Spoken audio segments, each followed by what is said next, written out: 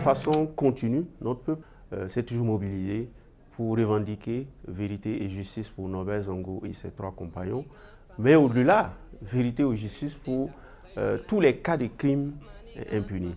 Donc le cas de Norbert Zongo, c'est l'exemple, mais au-delà de Norbert Zongo, il y a aussi beaucoup de crimes qui sont restés impunis et notre peuple s'est dressé comme un seul homme à l'occasion de l'assassinat de Zongo et de ses 3 compagnons, au regard des conditions dans lesquelles il a été assassiné, au regard de la personnalité de Norbert Zongo. C'est quelqu'un qui incarnait beaucoup de valeurs d'intégrité, valeurs d'honnêteté, valeurs d'engagement pour les plus pauvres.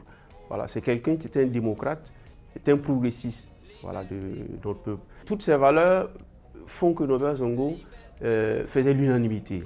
Voilà. Il n'y a que les tenants du pouvoir, donc ceux vers qui ces enquêtes étaient portées, il n'y a que eux qui ne voulaient pas entendre parler de Norbert Zongo, sinon au niveau de la jeunesse, notamment dans les lycées, les quartiers.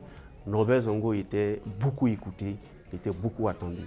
Et ça fait que son journal était beaucoup recherché. Ça fait 22 ans donc, de lutte, mais 22 ans d'espoir, parce que le dossier a été réouvert. Et tout cela grâce à la détermination de notre peuple qui a réalisé l'insurrection, donc ce qui a créé les conditions favorables à la réouverture du dossier. Donc ce qui fait qu'on entretient l'espoir que vérité et justice sera dite pour Norbert Zongo et ses 3 compagnons.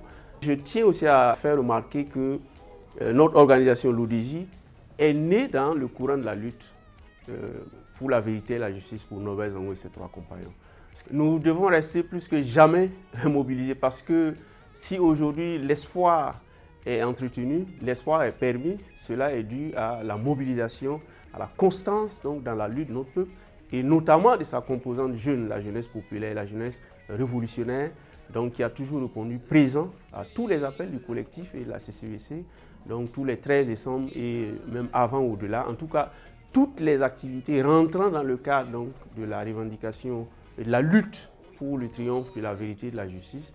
Je pense que la jeunesse a répondu présent et à travers ma voix, je lance un vibrant appel à l'ensemble de la jeunesse de notre pays, à l'ensemble des jeunes paysans, les jeunes ouvriers, les jeunes du secteur informel, les jeunes fonctionnaires des villes et des villages, de rester plus que jamais déterminés et mobilisés et pour la lutte, pour le triomphe, donc la vérité et la justice pour Norbert Zongo et ses 3 compagnons, mais au-delà, donc pour la vérité et la justice pour tous les crimes de sang et tous les crimes économiques et pour le triomphe donc, de la démocratie et du progrès social véritable pour notre peuple.